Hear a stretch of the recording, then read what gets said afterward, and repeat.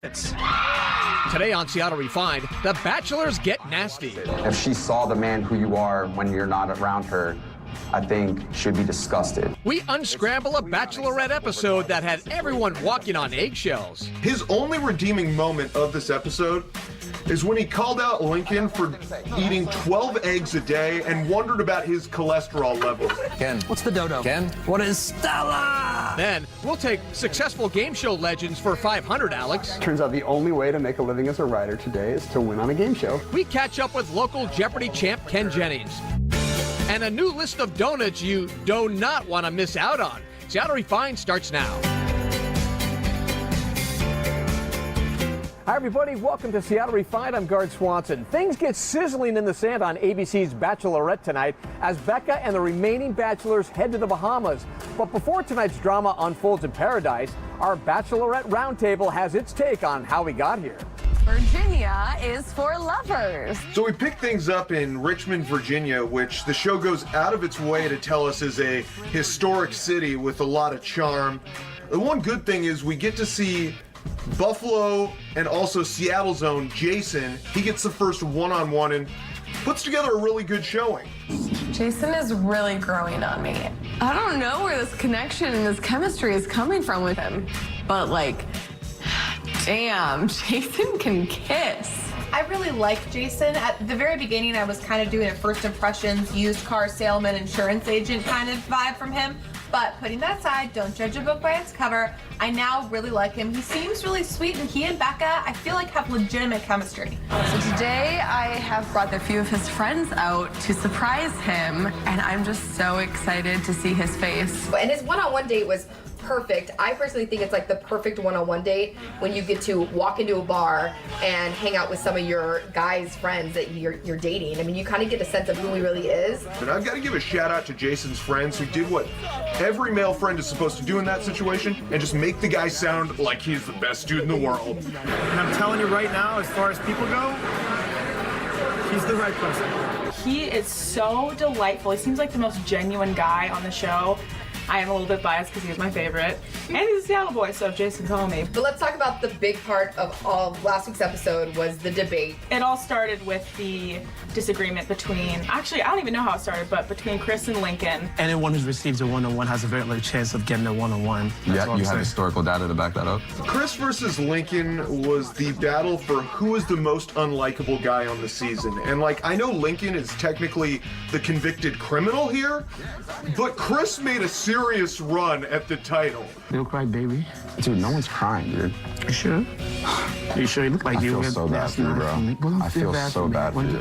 The drama between Chris and Lincoln on this whole date is literally the stuff for like an elementary school like sandbox. You just body shamed me. For all the people who have struggled. Oh, you're body shaming the whole universe. And then as soon as we get to the debate, Chris gets the chance to call Lincoln out in front of a crowd, which he does.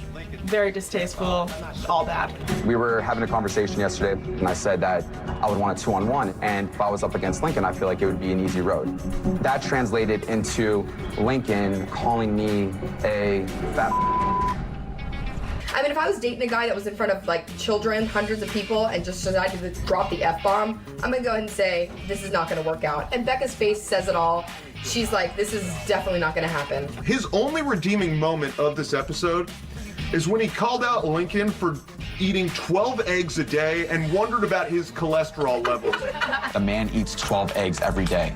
His cholesterol has to be 6,000. He was serious and thought that would be a detriment to Lincoln's character. There were other things that definitely are. The egg intake, I don't think, is one. And then we go on to the magnificent main. That is Leo for the one-on-one date. You taking me flying today? Are you kidding me? So there was no palpable chemistry. Leo is safe, a nice guy. Let's be honest, Leo's just like belongs on like a romantic novel cover. Like he's kind of like a Fabio type. Like we get it, the hair, but there's not a lot of substance to him. For me, Leo's date was exciting because I got to watch someone get friend-zoned in real time. And I would know because I was the king of the friend zone in high school. So like, you know what? It was what it was. After Leo's date is when Chris still clueless, decides to take another step forward. And Chris understands at this point he's most likely going home. So he's like, I'm gonna do a Hail Mary here. I'm gonna show up at her hotel room and try to profess my love and let her know, listen, I'm not crazy and everything's totally cool. Surprise. Hi. What's up? Can we talk? Yeah. How are you? What are you doing Oh, here? this dress is crazy. When a girl opens up a door and she asks you 16 times, what are you doing here? That's a sign that you're probably not welcome, that this is not gonna end well. I know you've heard things. I know that there's things been said. I've been attacked for the last week and a half. You've also And- done some attacking. I have never wanted to jump through the TV so much in my life to either like slap him in the face or give him a hug because he's just like the most insecure man I think that has been on the show. And it's not fair to you to drag you through an entire rose ceremony tomorrow. If at this point, like, I know that it's not gonna work out. Chris has maniac vibes to me, and I'm real glad that Becca made a power move, didn't let him stick around for the rose ceremony or whatever, just told him and his camel top coat to head off into the Virginia Nights. So now we're down to, what, 6 people left. And tonight they're headed finally to somewhere cool, the Bahamas. You can finally see my boy Garrett, some Colts and some Blake with their shirts off. Yeah. Find out who Becca sends home in the Bahamas when The Bachelorette airs tonight at 8 right here on Como 4. Seattle is still swooning today from a visit by boy band heartthrob Harry Styles. The former One Direction singer played to a packed house at Key Arena last night. Styles serenaded the crowd with hits like Sign of the Times and That's What Makes You Beautiful. If you didn't get a ticket, no worries, here are the photos. And music fans are counting the hours until country super couple Tim McGraw and Faith Hill hit town. The couple will play Key Arena this Friday as part of their Soul to Soul World Tour. At last check, you can still get tickets. Seattle Refined is just getting started. Why late night snacks are the best things to ever happen to weddings. Oh my God, that's so good. Thank you, Malia. The sauce makes it. We'll show you what's on the menu for the cool bride and groom this summer. File and hold the little clicker. But first, Refined puts a local quiz show legend to the test. Did we just stump you? Yeah, I have no idea. Ken Jennings on Life After Jeopardy. Next.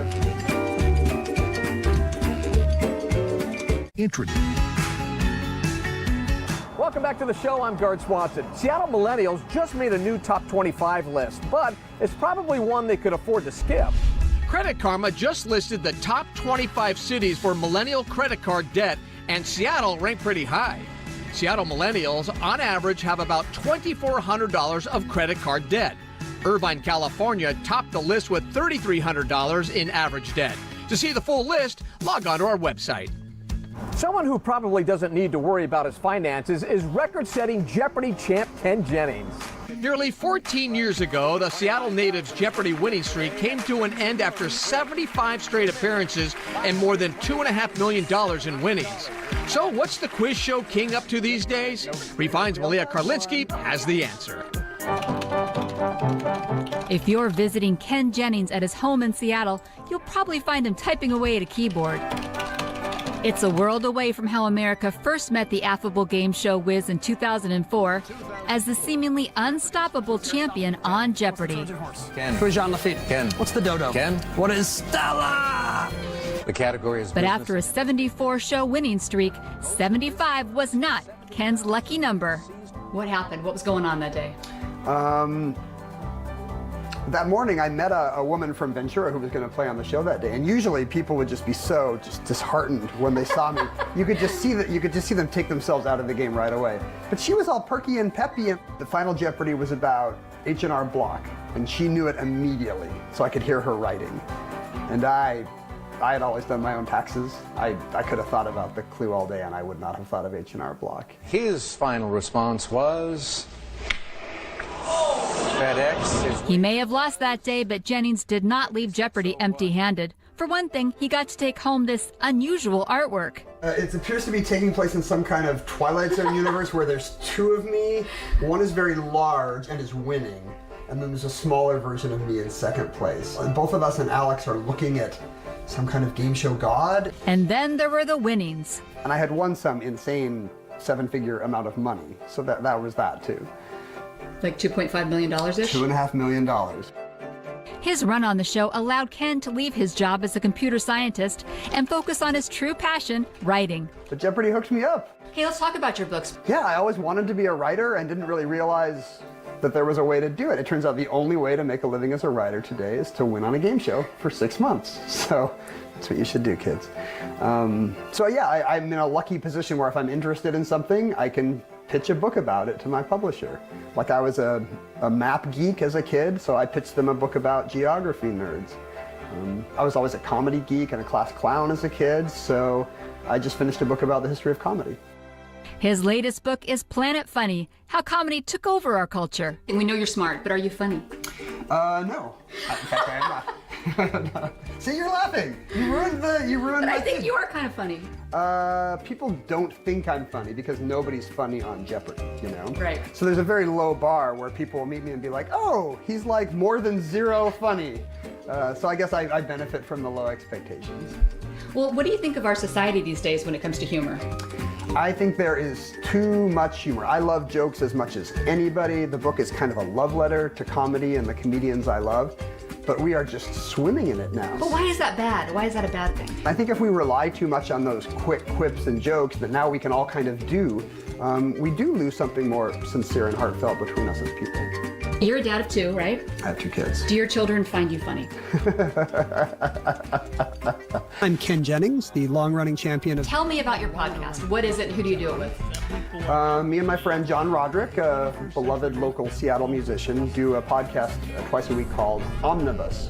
We are assembling an encyclopedic collection of all of human history and culture as a time capsule for the apocalypse. So we want to make sure we leave a complete record of all the stuff. Well, what are you up to next besides you just got this new book out and you've got your podcast? What else are you working on?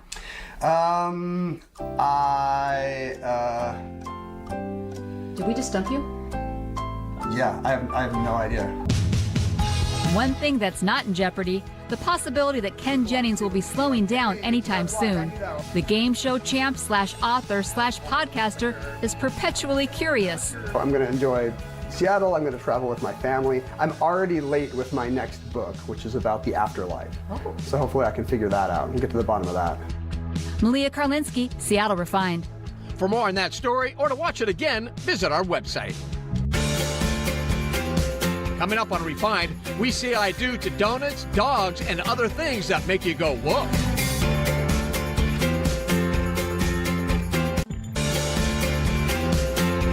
Welcome back to Refined. I'm Gard Swanson. You do not want to miss this next story because it's about donuts. Kind of see what I did there? I've never met a donut I didn't like, but outside of the city, you can find yourself in a donut desert if you don't know where to go. But not anymore. SeattleRefined.com contributor Gretchen Basio has put together a list of where to find the best donuts north of the city, everywhere from Everett to British Columbia. To find out her top donut stops, log on to the website. Speaking of decadent bites, we're in the middle of prime wedding season here in the Northwest, and that means reception grub.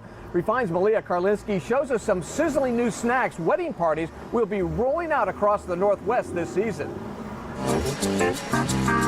There's a tasty new trend in weddings, one that gives the bride and the groom a chance to share their sweet, savory, or even salty sides. Couples are calling it the 10 p.m. snack. It's a delicious way for guests to refuel at the reception. A lot of times we do like on a late night snack, or we also do it just for the dessert only, and they don't get cake at all. So no cake, just pops. Yeah, sometimes just pops, you know, people really like pops, so. Craving something cool and creamy? Pops are the perfect choice. Megan Janes and her crew create them fresh from their kitchen in Wallingford. But these aren't the pops you grew up with. They're very different because we source many of our ingredients locally, so we pair up with local farmers, and everything's all natural.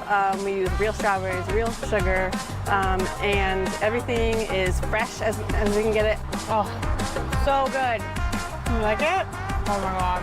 People even dip the pops in spirits for a new take on cocktails. We tagged along as bride-to-be Haley Greenberg selected the flavors she'll be serving. The reason why it's zesty is because there's some lime zests on there on the top, so it's probably the most refreshing pop we have. I can like smell it. Yeah, it's very refreshing on a hot day. Reminds me of a margarita. Yep, people do a little dip in tequila, so.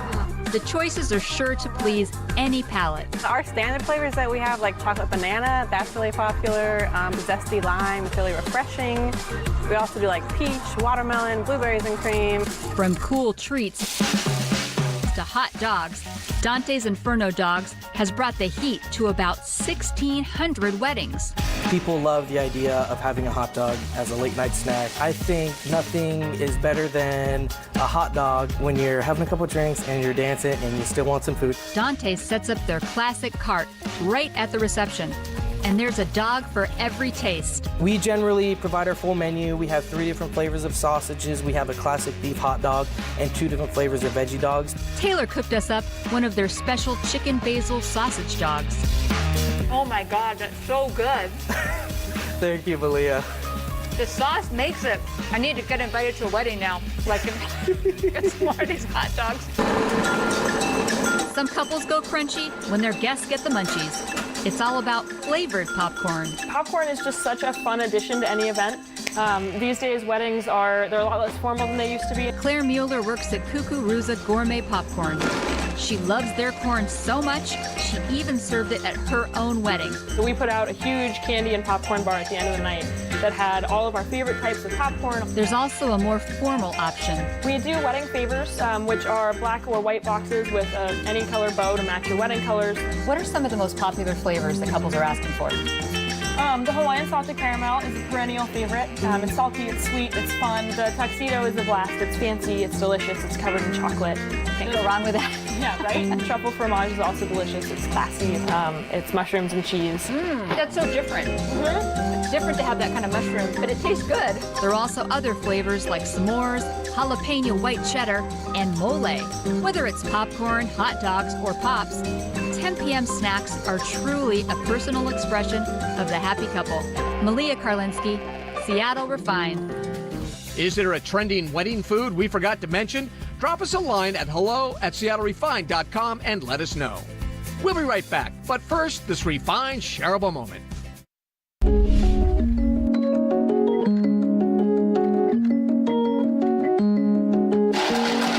Ice cream is something that really delights us. You want to taste ice cream from the past right the way to the future.